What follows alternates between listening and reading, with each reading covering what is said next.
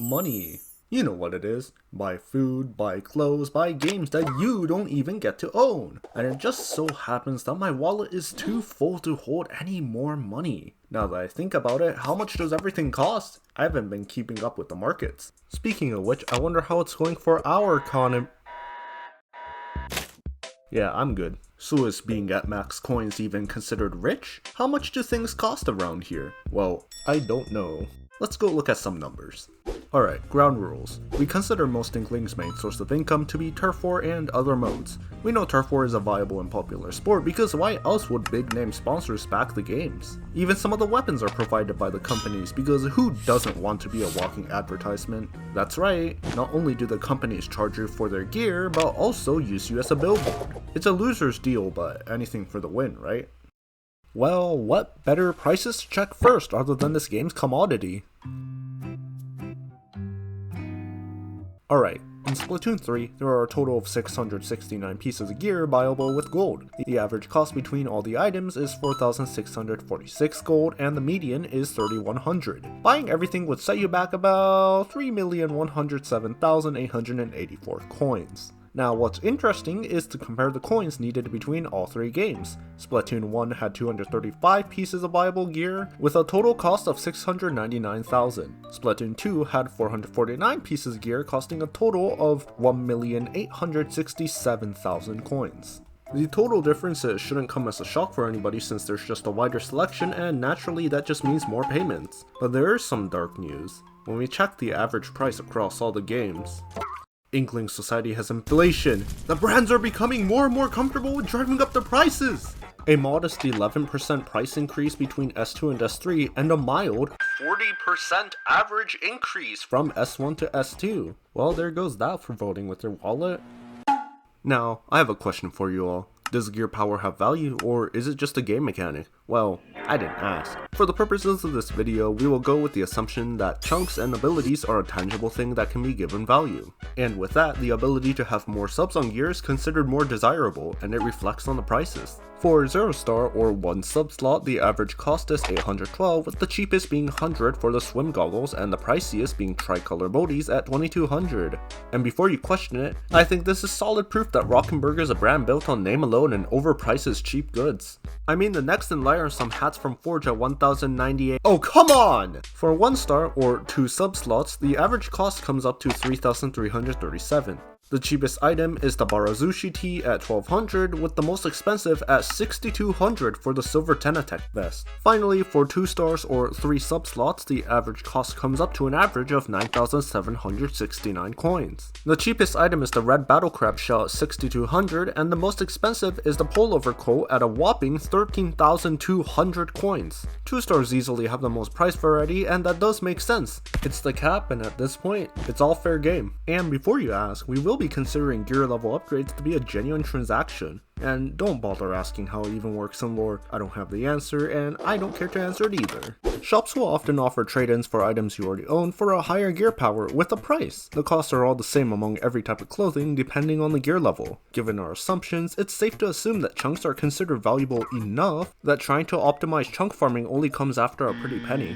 Crazy prices aside, this leads to a hint to how much something else costs.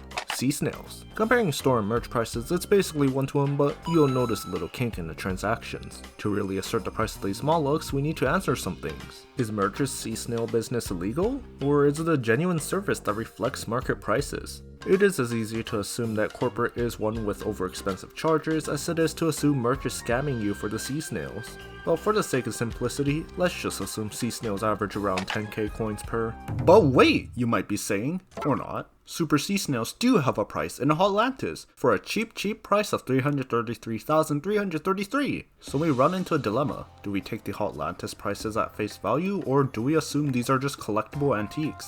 For the sea snail, it's safe to assume that it's not the real thing, because it just wouldn't make sense for merch to be charging so many sea snails if they were this valuable, right? But what about the rest of the items? Major items such as the Power Clam go for 71k, Rainmaker for 75k, or the Spawner for 180,000. If we take these prices at face value, it's at least believable. But what about items like Sardinium being 125k, or Canned Specials being 77,000? It's as easy to object these prices as it is to accept them. them. Safe to say these aren't illegal, but the prices seem way too steep to just be decorations. Like, yeah, sure, compared to clothing prices, these items sound reasonable if they're real, but do we really believe that a single backpack can send you back 70k? Or 55,000 for a basketball? Out of a total of 359 items, the average cost comes up to 24,000, with the total cost up to 8,629,000.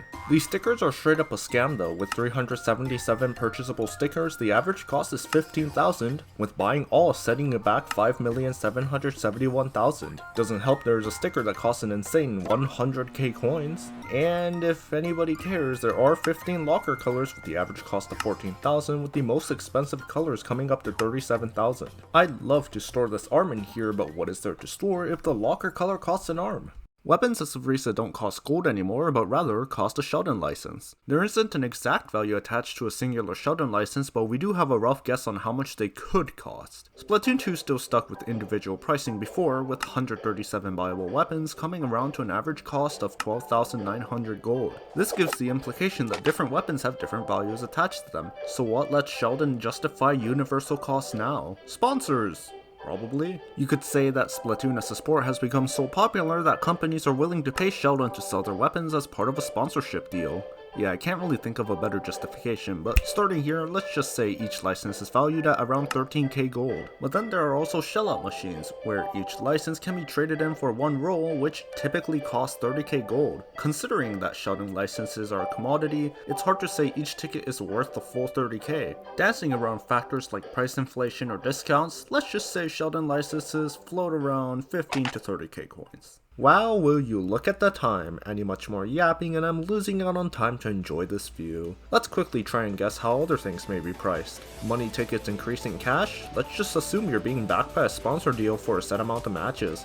Maybe the food is a bonus? Can't say. Chunks? Though it does cost 20k to scrub a single piece of gear, we're likely paying for the service rather than the actual chunks because scrubbing the Splatfest tea is way cheaper, and it's quite the commodity in Salmon Run. You can imagine raising gear power is an expensive process with diminishing returns, because the companies just want to gatekeep your chunk gains. Seashells? Salmon Run shop? Yeah, that, it's all a scam. Just like how the Ultra Stamp is a scam! There probably is more to talk about, but the script is already too long and there isn't enough to justify another video. Besides, the rest would take more than one equation and I don't like math. Things might be overpriced, but at least we can relish in the fact that our gold is nice and safe.